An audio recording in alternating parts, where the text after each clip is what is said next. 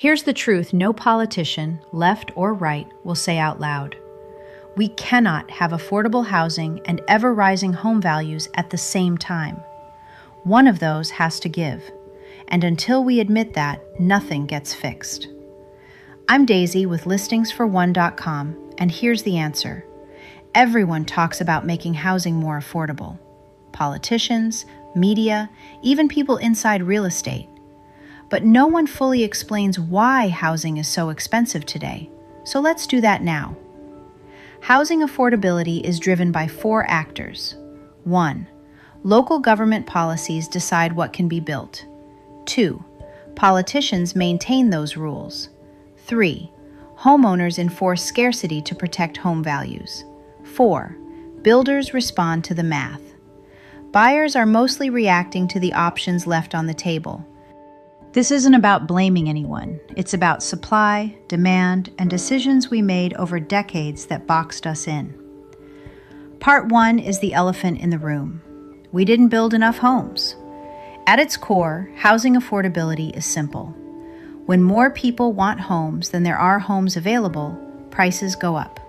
That's basic supply and demand. For years, especially after 2008, the U.S. did not build enough housing even though we knew our population was growing. Households were forming, but construction lagged. And local governments made it harder with zoning limits, long permitting timelines, density restrictions, construction fees that didn't scale. So supply stayed tight, prices rose. And once prices rose, something important happened. Homeowners got used to seeing their home values go up significantly every year. And that made building more homes politically uncomfortable. Part 2. Why politicians avoid the real solution. If you build enough homes to meet demand, prices don't crash, but appreciation slows.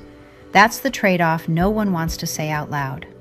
You can't promise ever-rising home values and affordable housing at the same time. So instead of talking honestly about building more homes, politicians talk about everything else. Down payment assistance, buyer credits, special programs.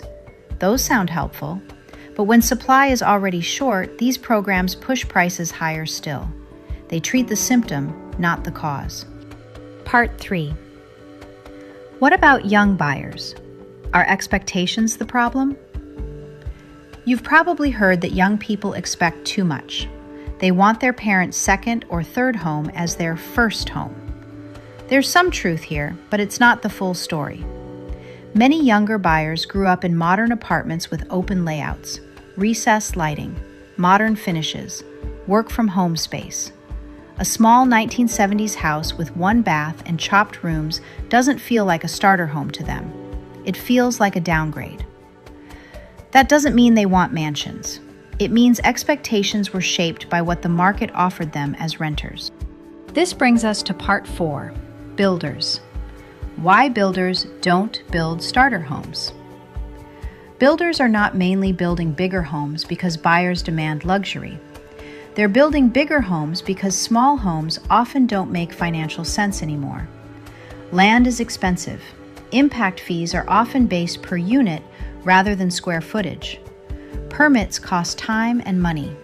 Labor costs don't shrink much with size.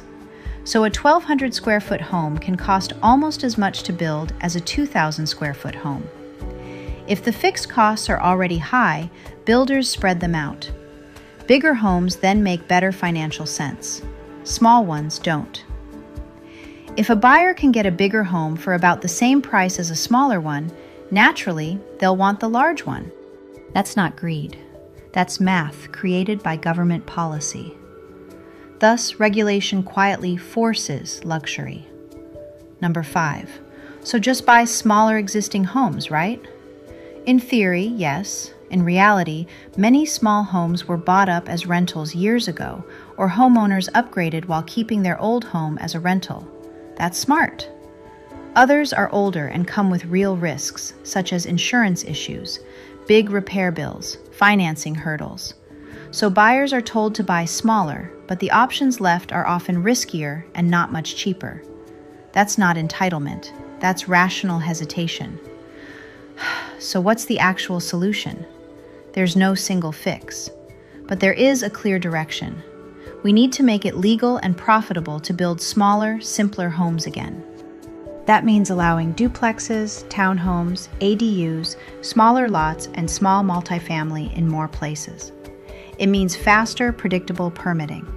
It means less exorbitant fees and that scale with size instead of punishing modest homes. And it means being honest that protecting housing affordability requires accepting slower appreciation. Not crashes, just a gentle slowing down. At the same time, we still need targeted help for people the market is unlikely to serve. That's where subsidies really belong. Subsidies should not replace supply. Housing is expensive because we restricted supply and then protected the price increases that followed. So young buyers aren't entitled. Builders aren't villains. Homeowners aren't evil. Politicians, well, maybe they're evil. I'm not sure. We built a system that rewards scarcity and then acted surprised when prices exploded. Until we're willing to say that out loud, affordability will stay a talking point instead of a reality.